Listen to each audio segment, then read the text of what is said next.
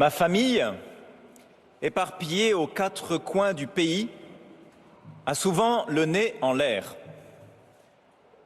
Nous guettons le passage d'une étoile brillante, pas tout à fait comme les autres, la Station spatiale internationale. Je ne sais pas si Thomas Pesquet regardait la messe lorsqu'il était là-haut, mais j'imagine qu'il savait que le passage régulier de cette petite lumière au-dessus de nos têtes a quelque chose d'apaisant pour nous autres ici-bas. Mais aujourd'hui, Jésus nous dit que tout cela va tomber. Tant pis pour ceux qui cherchent un réconfort dans les étoiles qui semblaient éternelles.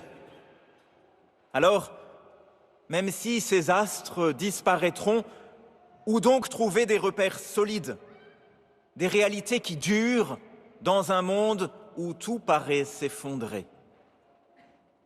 Plutôt que de chercher ce qui tient bon dans le ciel, le Seigneur nous invite aujourd'hui à le trouver bien plus proche de nous.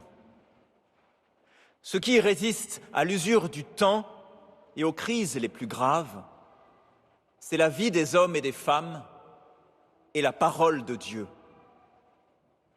À ceux qui pensent encore que notre destin est fixé par les étoiles, le prophète Daniel nous a rappelé il y a un instant que les étoiles disparaîtront, mais que les élus de Dieu prendront leur place.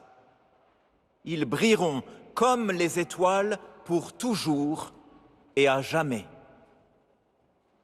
Ce ne sont pas les œuvres bonnes qui survivront à leur auteur. Ce sont leurs auteurs mêmes qui survivront à leurs œuvres.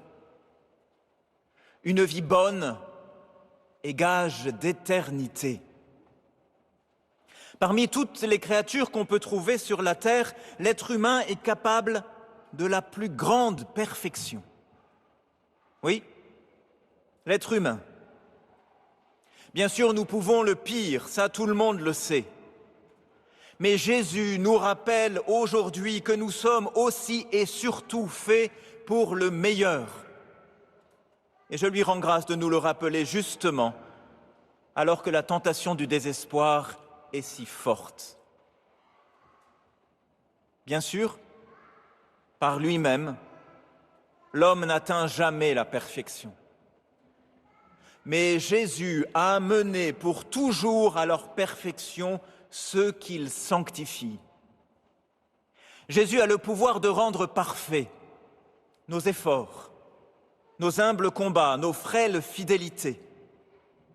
Et l'homme et la femme rendus ainsi saints, qui persévèrent dans l'amour, auront plus de longévité que la plus vieille des étoiles. Ils pourront tomber 20 fois, 1000 fois peut-être en chemin. S'ils s'en remettent à Dieu pour demander le pardon et s'amender, ils n'en resteront pas moins saints éternellement.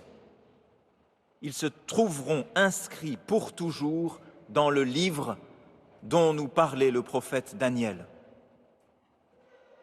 Quel est ce livre? C'est le livre de vie qui recense le nom des sauvés. Mais c'est aussi le livre de la parole de Dieu. Si tu veux toi aussi briller éternellement, alors lis la parole dans la Bible et cherche-y ton nom. Parce que chacun peut se reconnaître dans les histoires racontées par la Bible, dans les histoires d'amour, comme dans celles de trahison, dans les exploits comme dans les chutes, dans les naissances et dans les morts. Il y a là pour tous un message à cueillir. Page après page, chacun peut trouver dans le livre le reflet de son visage, la clé de son existence. Parce que c'est toujours Jésus qui nous parle à travers la Bible. Et sa parole ne passera jamais. Voilà donc pour nous la voie sûre qui nous fera vivre toujours, lire la parole et apprendre par elle les chemins de la vie. En ces temps incertains, la parole de Dieu est notre repère sûr. la parole que l'Église interprète, prêche et tente de vivre, la parole que nous lirons sous le figuier dont parle Jésus lorsque sortent ses feuilles pour nous donner de l'ombre. On ne lit pas bien à la lueur des étoiles de la nostalgie ou de la peur. C'est en plein jour que l'on peut lire, éclairé par notre intelligence et affermi dans l'espérance de ce que nous sommes tous appelés à la perfection.